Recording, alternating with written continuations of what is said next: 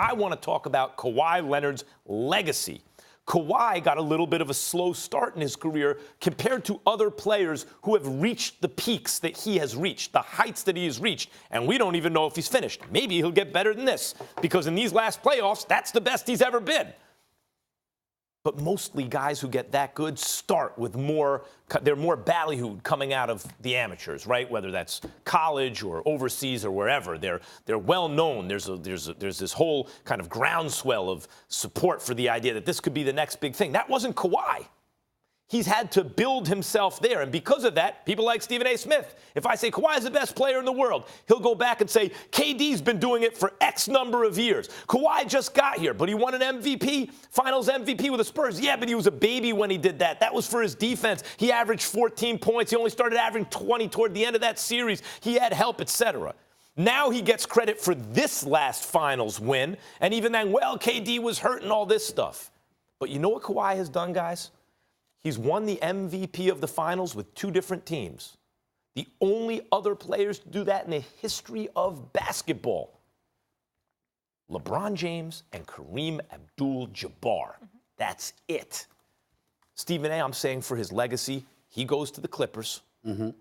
If he goes to the Clippers, it is my contention that the Clippers will win the championship this upcoming season. He will be the MVP. He will be the first man ever to win 3 separate finals MVP awards with 3 separate teams. For his legacy, forget about his own happiness for a second, I'll leave that to you.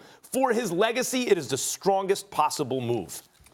You can say for his legacy, listen, it was beautiful being in Toronto, Canada. It's a beautiful city, there's no question about it. The National Basketball Association's NBA champion is a team from Canada. You know, it was nice watching them during the finals. But now that the offseason has arrived, nobody's really thinking about them that much. You think about Kawhi, you're not thinking about them. And I don't know if there's anything that Kawhi could do to change that. It would be wise for them to do everything that they possibly can to keep themselves, to make sure that they have him. But in the end, what it really, really comes down to is this. When you talk about L.A., first of all, L.A. is lovely. I've just fallen more and more in love with it every single day. But, you know, and I definitely have my own individual aspirations for L.A. I am unapologetic about that. Having said all of that, though, it's not just that it's where Kawhi was born and raised before electing to go 2 hours away to San Diego State and, you know, having a home, north of there, whatever. It's also the fact that LeBron is in L.A. You want to talk about the eye of the basketball world descending upon one place. Could you imagine if Kawhi is on one team and LeBron is on another in the same arena? In the same arena. And by the way, now LeBron has Anthony Davis, so you know that the Lakers are going to contend. The Los Angeles Clippers last year won 48 games. This is not a scrub team, for crying out loud. You're not talking about having to get rid of anybody in order to acquire Kawhi. So if Kawhi is there, I got my man Max Kellerman here talking about how they going to win a title in L.A. for a Clippers franchise that has never even been to a conference finals. They got the richest owner in the sport. They've got a Hall of Fame coach, as far as I'm concerned, in Doc Rivers, who's a champion.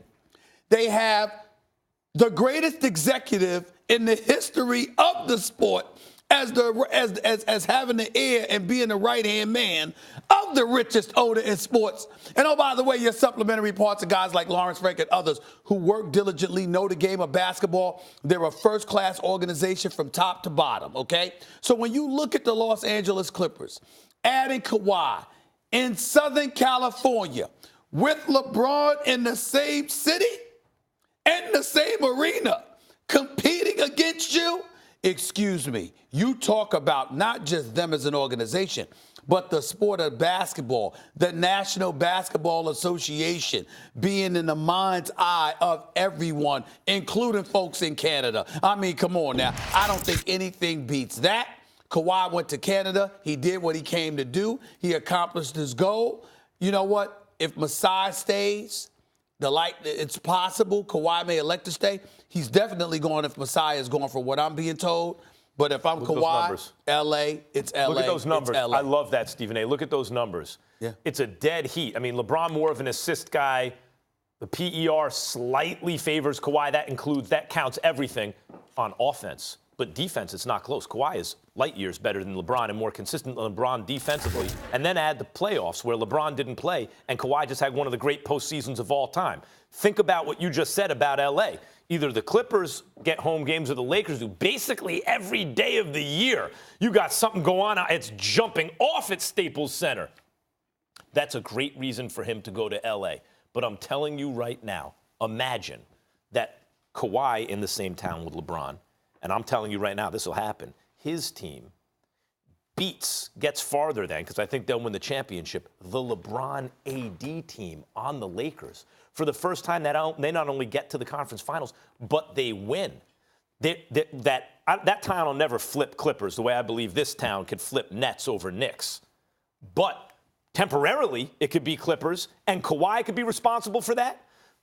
He will have finally addressed the issue, which is the kind of ascension of his career being a slow build. Okay. And if he wins a championship there, he'll be elevated to the upper echelon of all-time greats in a way he's not now. Stephen A. also, he won the chip in Toronto.